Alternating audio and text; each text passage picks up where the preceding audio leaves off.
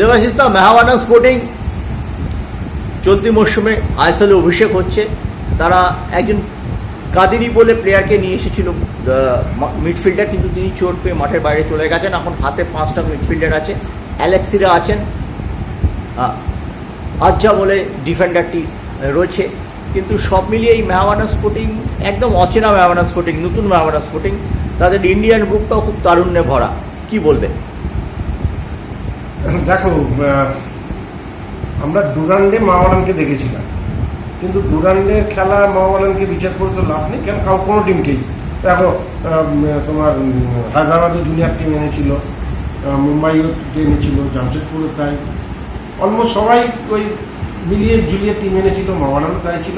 তারপরে মেহাবাডানে কিছু নতুন প্লেয়ার এসছে, আরও দিন 20 সময় পেয়েছে প্র্যাকটিসে, এটা একটা বড় অ্যাডভান্টেজ কোচে টিমটাকে সেট করার জন্য।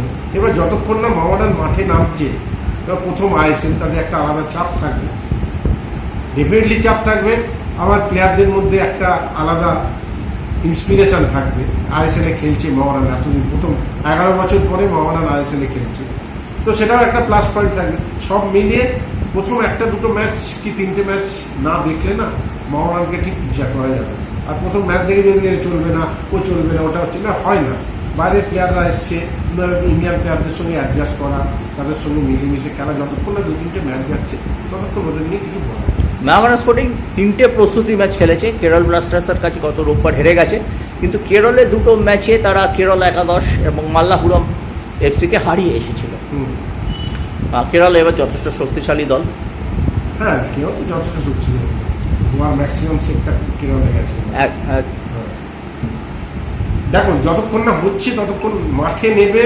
আইএসএল একরকম খেলা, ডুরান্ড একরকম করা খেলা, আর প্র্যাকটিস ম্যাচ একরকম খেলা। সুতরাং আইএসএল যতক্ষণ না খেলছে ততক্ষণ তুমি এদের নিয়ে কিছু বলা যাবে না। সন্তোষপুর স্টেডিয়ামে মেহাবাডান হোম ম্যাচগুলো খেলবে, যুব ভারতীতে নয়, এই ব্যাপারটা কিভাবে? কিশোর ভারতীতে ওদের কিশোর ভারতী ম্যাচ দেওয়া হয়েছে।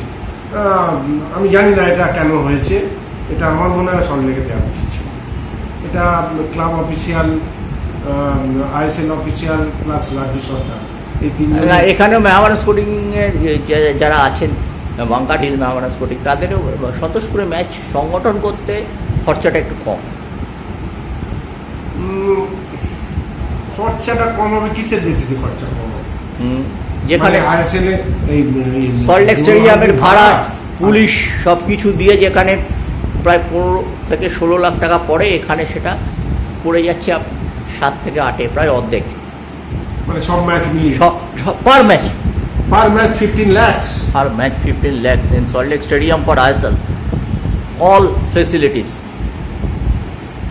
আমি জানি না, তবে মেহাবাডান যেহেতু খেলছে, আমার মনে হয় রাজ্য সরকারের একটুখানি নরম হলে ভালো হতো। আমার মনে হয় যে মোহনবাগান নিসবল যে জায়গাটা পাচ্ছে সেটা মেহাবাডানেরও পাওয়া উচিত। অনেক ধন্যবাদ দেবাশিস দা।